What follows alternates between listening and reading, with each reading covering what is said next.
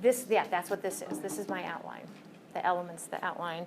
So before we start in, I want to show you again, let's see, where is it? The thing we went over Wednesday. It looks like this. Okay? So remember that? We're going to be revisiting that today. So, and actually I did an example for beryllium. Remember we said beryllium is atomic number 4, so it has 4 protons. We said we could say where those 4 electrons are, and we did that for beryllium.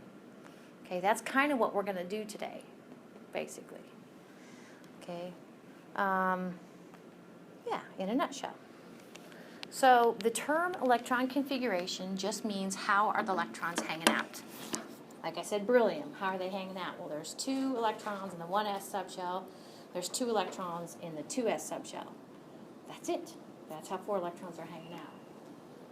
And I think Wednesday I introduced this idea of electrons can be in their ground state, or electrons, like in fireworks, that's what I think of, can actually be excited to. Electrons could be hanging out at an upper energy level, what we say in their excited state.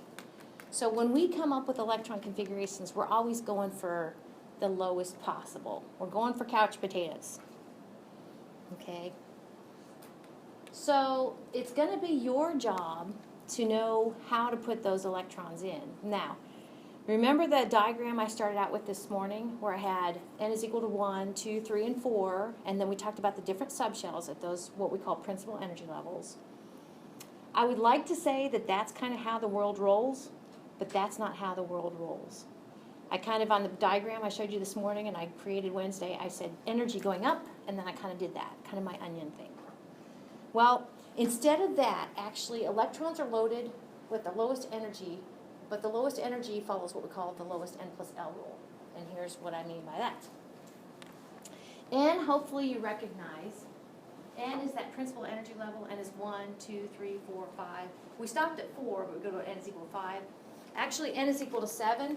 Do you guys see the 7 on the periodic table there? Okay, that actually is significant because actually, and you see the 6 where it's cesium, okay, the 5, 7. So that actually is the period, and that's actually also something to do with electrons.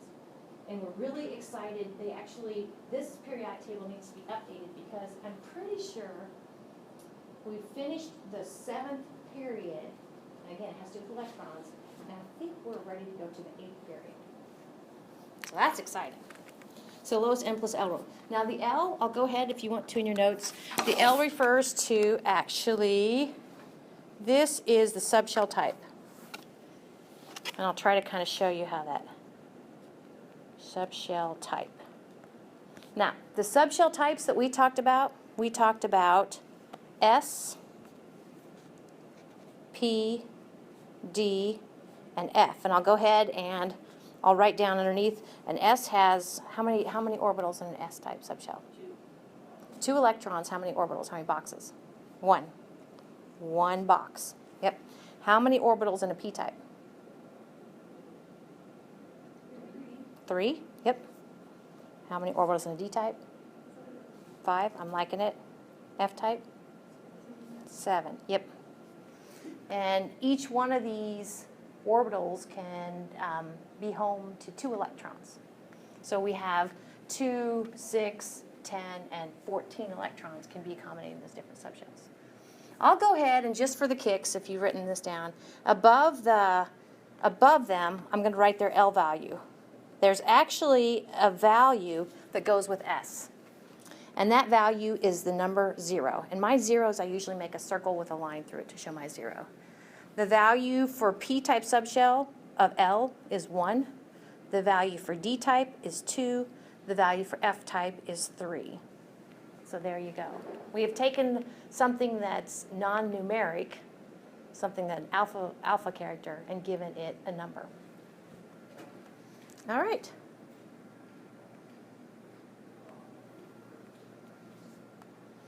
Okay, so the lowest n plus L rule, the lowest n plus L. So here's the deal. On that diagram I did Wednesday and kind of began with today, for instance, I had energy going up like that, and like I said, I'm going to kind of have to revisit that, but I had when n is equal to 1, there's one subshell, and when n is equal to 2, there was two subshells, 2s, 2p. When n is equal to 3, there are three subshells, 3s, 3p, 3d. Now here's the deal. Now that you have a number for L, check this out. Let's just pick on this guy right here, the 2p subshell with 3 orbitals, right? We can go ahead and come up with an n plus L value is 2 plus 1. See how that works? Because I said p is 1. Okay, we can pick on any of them. We can pick on 3D. N plus L value is 3 plus 2. Because I kind of cross-referenced a D is equal to. P is equal to 1, S is equal to 0. So those subshells actually have an N plus L value. Okay? That's how that works. So I kind of already told you how this works. If we were to, remember I said that actually when n is equal to 5, then you pick up S, P, D, F, and G. When n is equal to 6, you pick up the H type. S, P, D, F, G, and H. Okay? The reason, though, we're not going to worry about these guys is because we don't have to. I'm going to try to convince you, like I said, that as long as you're not going to, I guess I'd say to any of those newest elements, period number 8, okay, we can actually accommodate all the electrons we need to ever accommodate just through the S, P, D, and F. That's it. Okay. So I feel like I've already led you up to kind of be thinking along these lines. I did this on Wednesday, and I kind of reminded you this morning how this works. This would be what, though, kind of backwards compared to what I think of it. This would be generally increasing energy going down, wouldn't it? Generally increasing.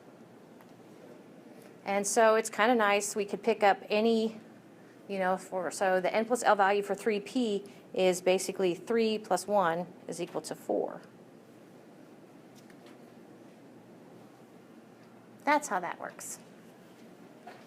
So the reason we care about subshells, the reason we care about the n plus L value of a subshell is that electrons, when we're filling up electrons, we're always going to start at the lowest possible energy and we're going to go up. It's called the off-bow method. Okay, so we're going to start low and go up, according to the n plus L rule. But I'm going to show you a trick. It's called the arrow diagram to know which subshell you populate next. And here's the deal. Here's why we care about the subshells, because basically you fill an entire subshell before you go on to the next energy level subshell. Okay? And if you happen to have, for instance, in the case of n is equal to 2, if you have two subshells, wait a minute. If you have two subshells with the same n plus L value, you're going to go with the lowest n first. I'll kind of show you how that works. Okay, so we're ready? Dun, dun, dun. There it is. There's the German word Aufbau, which just means building up. So we don't go from the top down. We go from the bottom up. So it's kind of fun. Again, and I wish I should bring my laser one of these days to kind of skip across the periodic table. But do you guys buy this? If we did beryllium, okay, 4 electrons around a neutral beryllium atom. What's next on the list is boron. So the awesome thing is, if you already know how the 4 electrons around beryllium are hanging out, all you got to do is add 1 more electron for boron. And add 1 more electron for carbon, add 1 more electron for nitrogen, as long as all those electrons are in their ground state. So it's a wonderful thing. So there's 2 ways to say how electrons are hanging out. Now, how I did it with beryllium the other day, that's actually called the box and arrow notation. So I bet you guys buy that, right? Because I said for beryllium, And a lot of times, if I'm doing electron configuration, I'll write next to the symbol, I'll write the number of electrons I need to accommodate, and then I'll go ahead and go for it. So there's 4 electrons, and we said 2 of them are in the 1s subshell, and the next 2 are in the 2s. Box and arrow. The boxes mean orbitals, and the arrows mean electrons. Okay. The other way, by the way, box and arrow, sometimes I call the hand cramp, because, and my boxes get uglier as I go, okay? There's a lot of work in that. Sometimes the box and arrow, instead of drawing boxes for orbitals, will simply draw a line. But if you do the box and arrow, you need it for homework or for a test. You have to say what subshell it is to get full credit. Don't leave me guessing. Okay, so either one of these will be fine for box and arrow. The other one is not so hand crampy, but the other one does, you kind of lose information. I'll kind of show you what I mean. It's called spectroscopic notation. I'll go ahead and just show you right now. If I was going to do for beryllium, the spectroscopic notation, I would go 1s, and I would put a superscript 2 here, because there's 2 electrons. And I would go 2s, a superscript 2. That's it. That is spectroscopic notation for beryllium. So it's not as cumbersome. Okay? All right. So like I said, boxes are kind of lines, represent the orbitals, and electrons are written in as arrows. You need to label your subshells. And I don't know if you remember, starts with the letter H. What is that rule?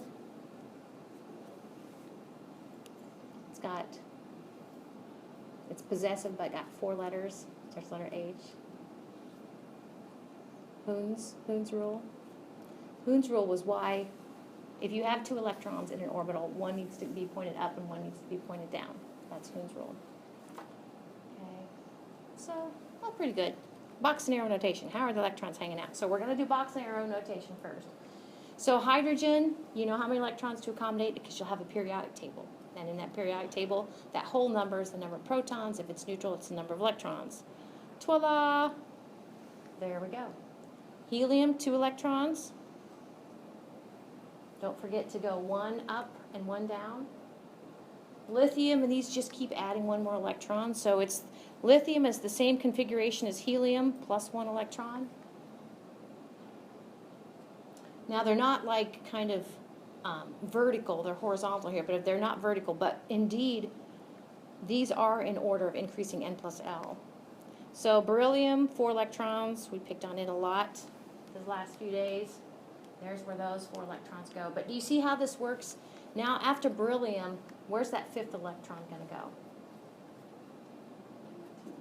In the 2p, exactly. You got it. So for boron, it looks like beryllium plus 1 more electron, because there's 5 electrons around a boron atom.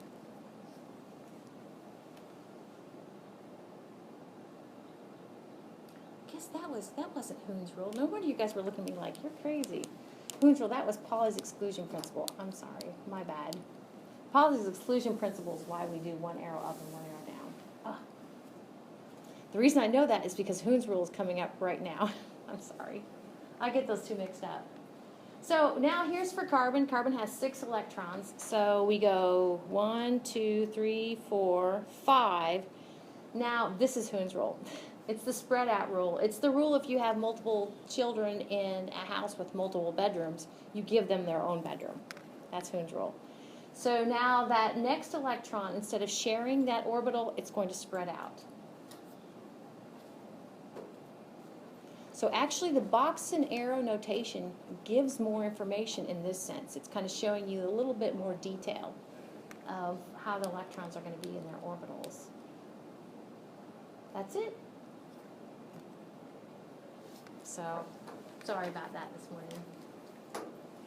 So Pauli's exclusion principle, again, is that if electrons share an orbital, they need to have opposite spins, and we show that by an arrow up and an arrow down. Hund's rule is that if electrons are going to share a subshell, like those 2 electrons share the 2p subshell, if electrons are going to share a subshell, then they'll spread out as much as possible. They'll be what we say unpaired. And they'll have the same spin, because I don't know if you noticed, but that carbon, for the last 2 electrons for the carbon atom, we put them in separate homes, separate orbitals with the same spin up. Oh, sorry. So actually, and I don't know, I don't have your test made up for Thursday yet, but the first item on the checklist for what's going to be on your test on Thursday, it will say, or it says, fill in the blank with the word or the phrase that fits best. And unlike me, you need to make sure you know the difference between those two. Okay. All right. So after carbon comes nitrogen. So it has 7 electrons. So it looks like this. The first 2 go in the 1s. The next 2 go in the 2s. And then actually we're going to have 3 electrons spread out, all with the same spin in those 3. Remember we used a word, circle letter D, degenerate. Those 3 degenerate orbitals in that 2p subshell. That's where those 3 electrons are going to go. So now we're back to oxygen. Now we're down to oxygen, 8 electrons. So the first 2 go in the 1s, opposite spins. The next 2 go in the 2s, opposite spins. Now we need 4 electrons to share those 3 orbitals. So I kind of think of it this way. I basically kind of put the first 3 with their own room. And if you're with a family and you run out of rooms, you start to double up. So we don't move on to the next subshell. Hoon's rule says go ahead and finish that subshell. Give them space if you can. But if you can't, go ahead and double them up. But according to the Pauli's exclusion principle, if they share a room, they have to have opposite spins. Okay, so fluorine is 9 electrons. So the first 2 electrons, opposite spins in the 1s subshell. The next 2 electrons, opposite spins in the 2s subshell.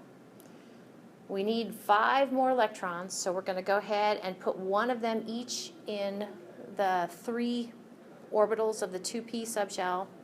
And then we're going to come back and double up in 2 orbitals with a down arrow, opposite spins. Then, drum roll, we get to neon. Now, we've basically gone from hydrogen, well, we went to helium, lithium, beryllium. We've gone across and finished a whole period. And we talked about those. One of the things you're going to want to know for your unit exam is the special name for a few columns, a few groups, a few families. Those are all same thing. So that family is called rare gases. Inert gases means they don't react, are noble gases. So here we go. So neon, the first 2 electrons go in the 1s subshell, opposite spins. The next 2 electrons in the 2s subshell, opposite spins. Then we need 6 more electrons, which we can do. Okay, so actually we're going to go ahead and entirely fill that subshell. Not only did we fill that subshell, but we filled that principal energy level, n is equal to 2. Okay, if you ever get to, this is generally for neon, but it's more generally called what we call we'll do it this way. We call NS2 NP6. If you ever get to that configuration, kind of topping off with 6 electrons in your P subshell, then you have what we call a complete set of 8. Of course, another word for 8 is octet. So actually, and we'll be talking more about this when we talk about compounds, but that set of 8, which is what 2 plus 6 is a very important, what we call electron configuration. Okay, so let's do the same elements now using the other notation. So yeah, you need to be able to do both types of notations. There they go. Are there any women in that group? See, that's my problem. That's what's wrong with this world today. Okay. So this is the non-hand cramp way. Okay. Need to be able to do both. Yeah. So if you know this way, hopefully you can unpack the other way. But this loses a little bit of information. So for instance, and you'll see it here in a minute, but like if you have like 4 electrons in a p subshell, you can't show Hund's rule that they're kind of spreading out. All right, so here we go. Hydrogen, 1 electron, so we call it, and I call it like 1s1. So I kind of pause between the name of the subshell and the superscript. So helium, the 2 electrons are 1s2. I almost feel like I'm calling out bingo sometimes. 3 electrons for lithium, it's 1s2, 2s1. And if you're ever wondering, you're writing in spectroscopic notation, like how many electrons have I combinated? Well, you just need to add the superscripts. So we know we have found homes for 3 electrons, which is what lithium is, and it's a wonderful world. Beryllium, 1s2, 2s2. So that's 4 electrons. Now we need to accommodate another electron, so we need to go in the next subshell. 1s2, 2s2, next subshell is 2p, and we're going to put 1 electron in there. So the superscripts add up to 5. Then we're on to carbon. 1s2, 2s2, 2p2. And this is where Hund's rule would show that second carbon atom in the 2p subshell going in a different orbital. Notice one thing, and sometimes students, I don't know how to say this, but for instance, that last configuration, that for carbon, so my boxes, like I said, get very ugly. Don't forget to say the name of the subshell. But notice that I'm going to go ahead and write the 3 orbitals, even whether there are electrons or not, okay? So that's what we said, kind of carbon peters out with 2 electrons like that. All right, on to nitrogen, 1s2, 2s2, 2p3. Oxygen, 1s2, 2s2, 2p4. That last number keeps getting bigger, but we know that we max out at 6 electrons in a p-type. Fluorine, 1s2, 2s2, 2p5. And remember the name of the family with fluorine are called the halogens, so you want to remember that for your test. And then we come on neon, which is a rare gas, group 8A. 1s2, 2s2, 2p6. Okay? The off-bow method. Now, so the first 2 principal energy levels, n is equal to 1, so we have 1s, n is equal to 2, we have 2s, 2p. That works with regard to energy, and that actually follows the lowest n plus L rule. That's great. But in order to, how do I say, as you get higher n's, the subshells kind of become scrambled. And the way to unscramble them is to use this arrow diagram I'm going to show you. If I was taking a test, like you were going to be taking a test on Thursday.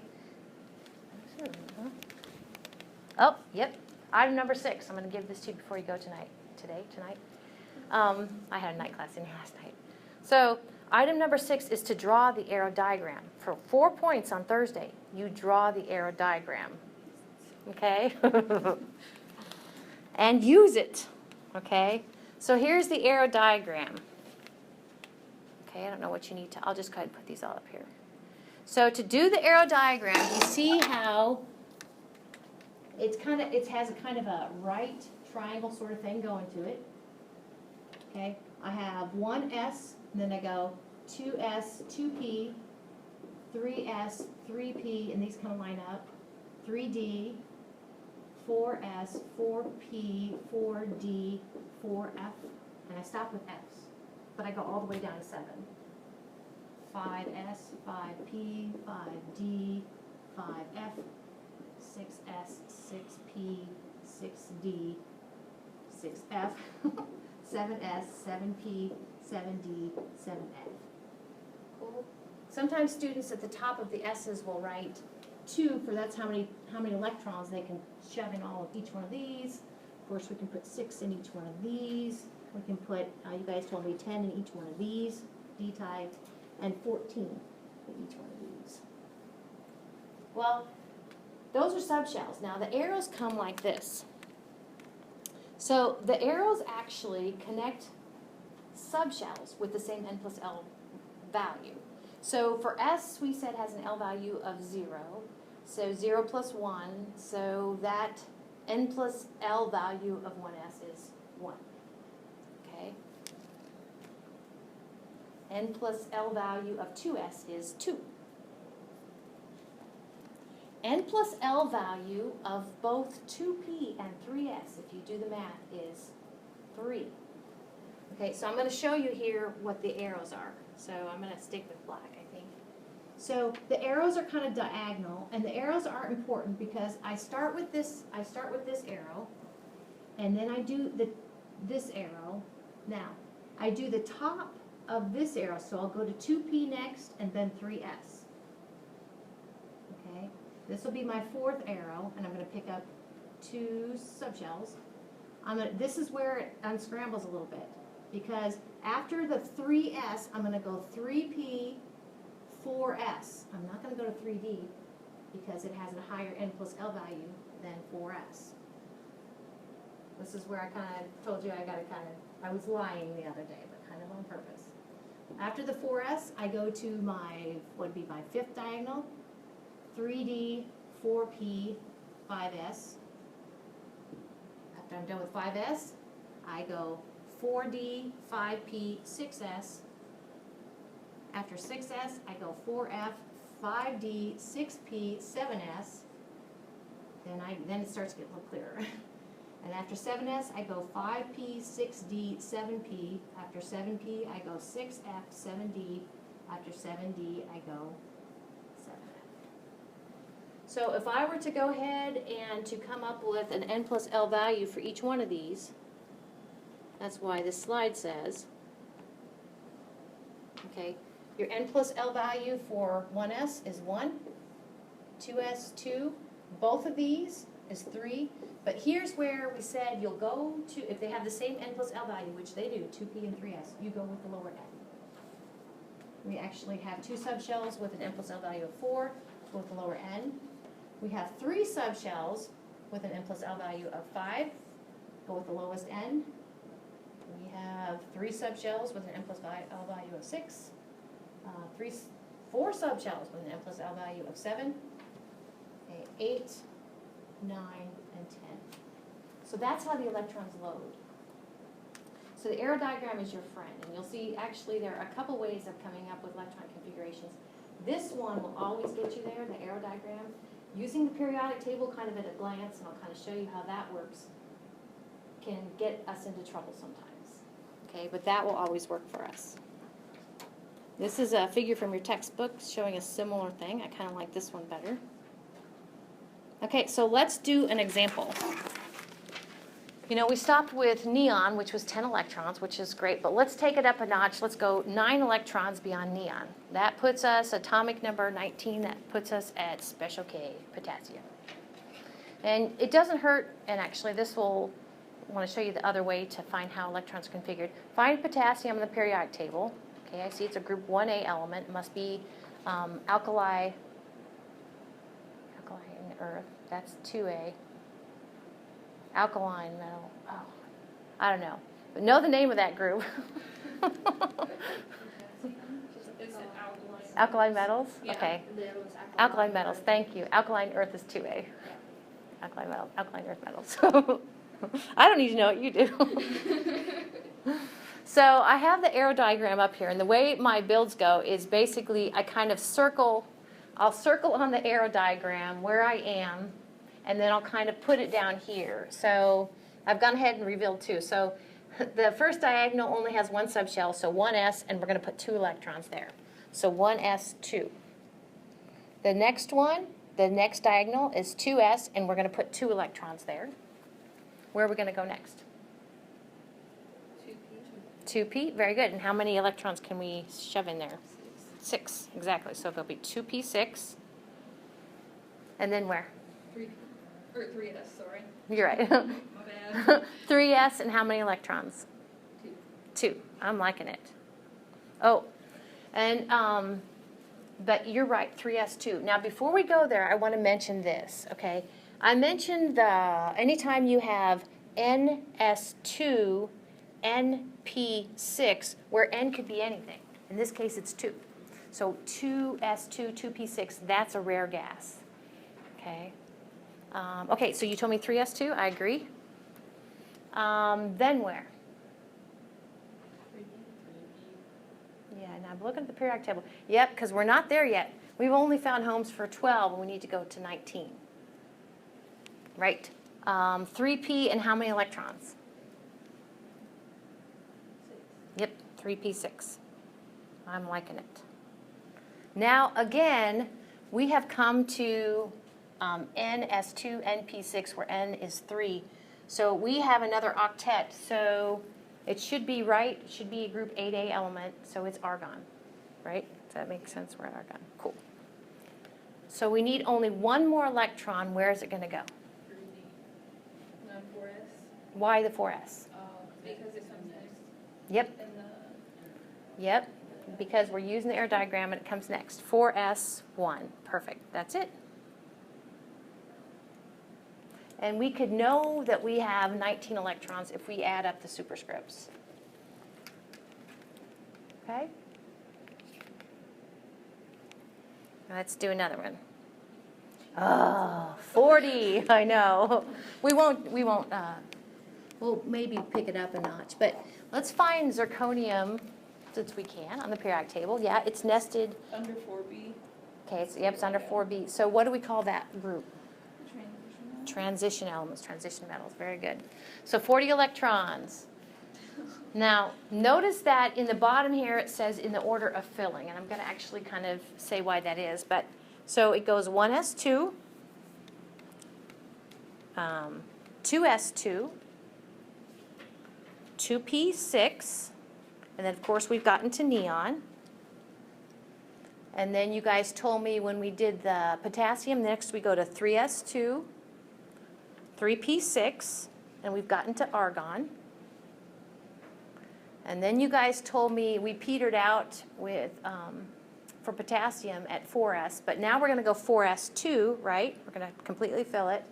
Where are we going to go next? We're at 4s2. Where do we go next? 3d. Very good. And how many electrons? 10.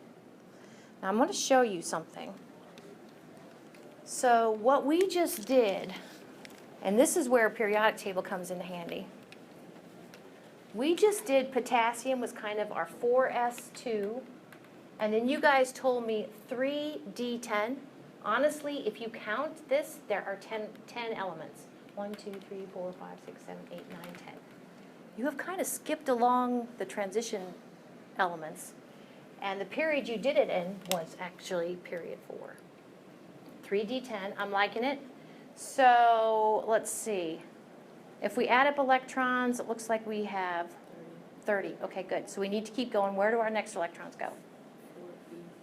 4p, and are we going to completely fill it? Yes. So it'll be 4p6. Perfect.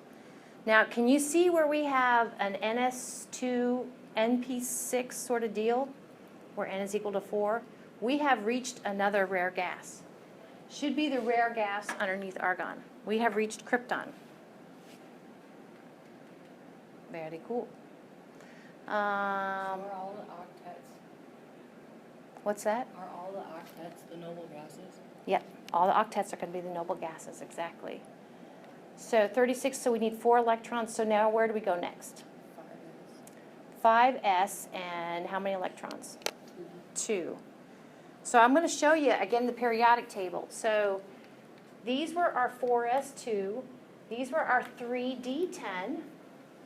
These actually were our 4p6. There are 6 going across here, which is wonderful. Those 5s2 were rubidium and strontium. See how that kind of works? Okay, so now where do these electrons go? What's the arrow diagram say? 4. 4D, exactly. How many electrons? 4D, 2. We buy that?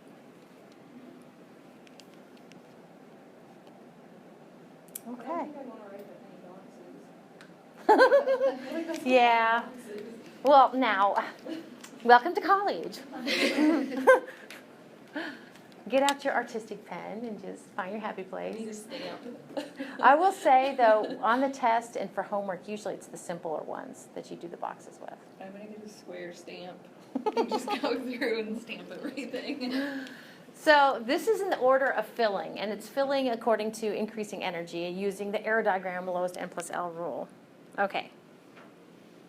So there are times when you want to basically take that electron configuration you just did and kind of, what I say, unscramble it. So order of filling looks like this. You guys just did order of filling. Now, the other way to order them would be order of increasing n. So increasing n looks like this. Basically, you want to think of it like this. We need to take this 4s and move it over, and this 5s and relocate it. Now, it's going to have the same electrons configured the same way, but we're going to kind of move things around a little bit. And so the order of what we say increasing n looks like this. So it's 1s2, 2s2, 2p6,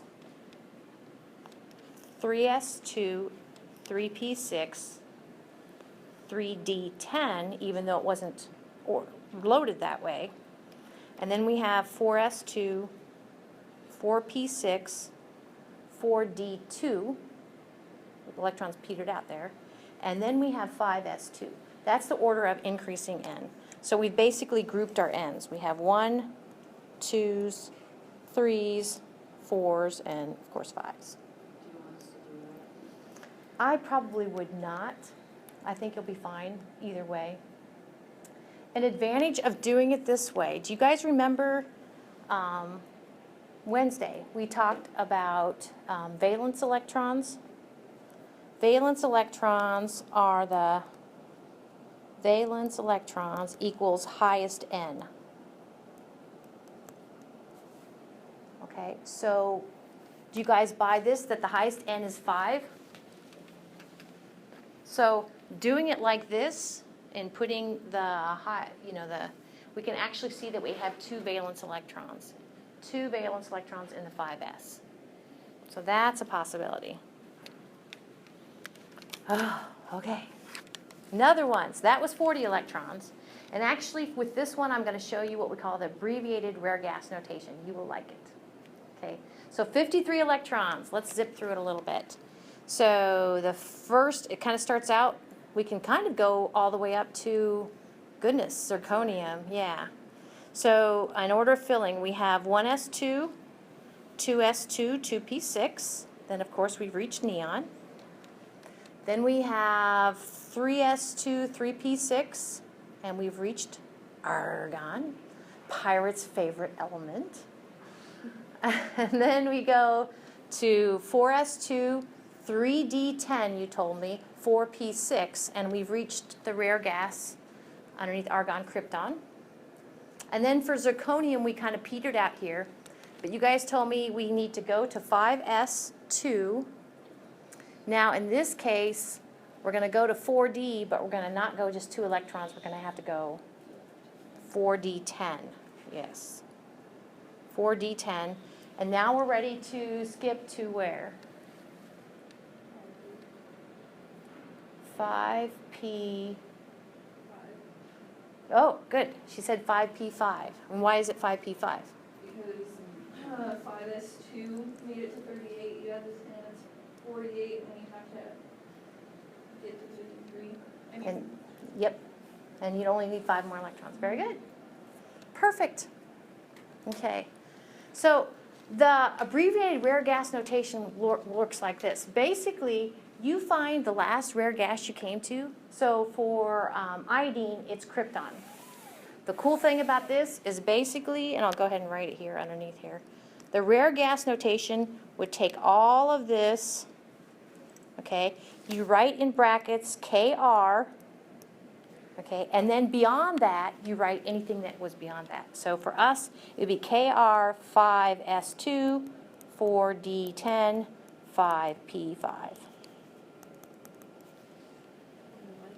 I thought you would. Okay.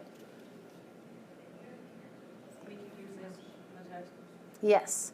Your instructions for the test will say you can use either notation. But for the box and arrow, I think it's regular.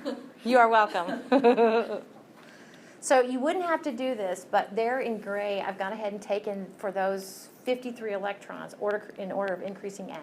So it's 1s2, 2s2, 2p6, 3s2, 3p6, 3d10, 4s2, 4p6, 4d10, and then we have valence electrons, and n is equal to 5. So we have 5s2, 5p5. So how many valence electrons do we have?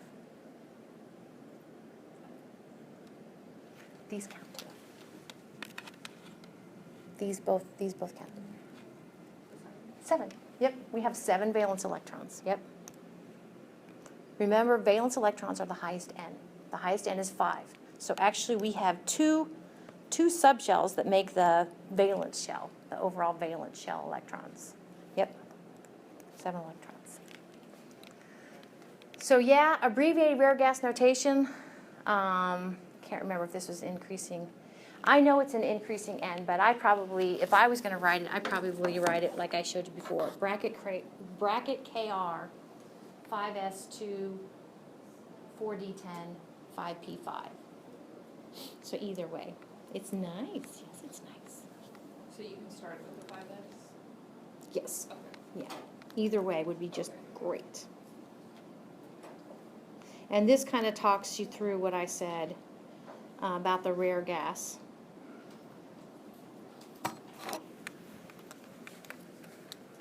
Okay. Can I borrow your book? Yeah, go for it. Okay, so I want to look ahead at what the assignment slide is at the end there, and send you home with. You gotta have something to do. Okay. So here's the assignment slide. Let's see which of these we like. I'm sure that some of them we will like.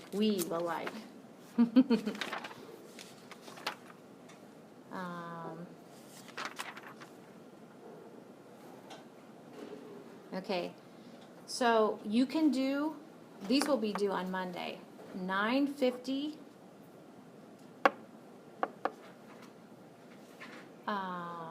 952, 954,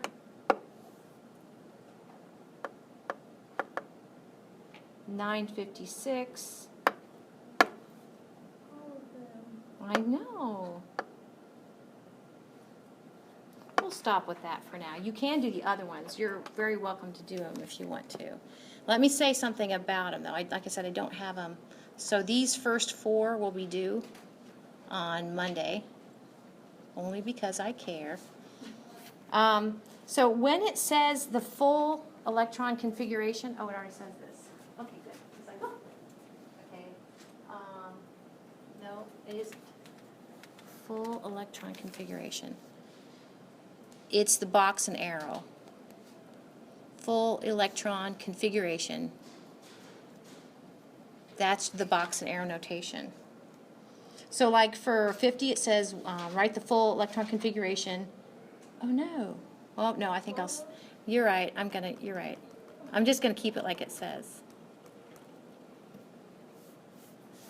So electron configuration, full or not, is going to be spectroscopic notation.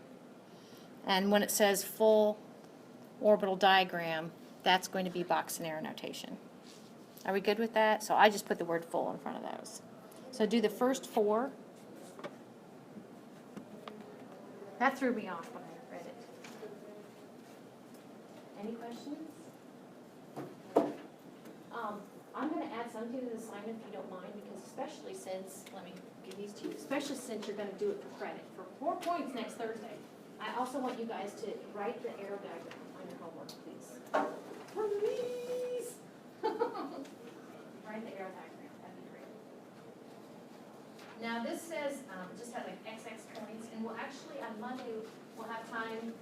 We'll finish up, Monday we'll finish up this part and talk about atomic size, which does not take very long.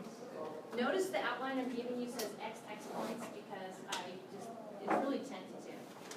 This is the outline from last year, but it should be the same for this year, because chemistry hasn't changed. Okay? Pretty good. And I'll get all those homework graded, get them to you Monday.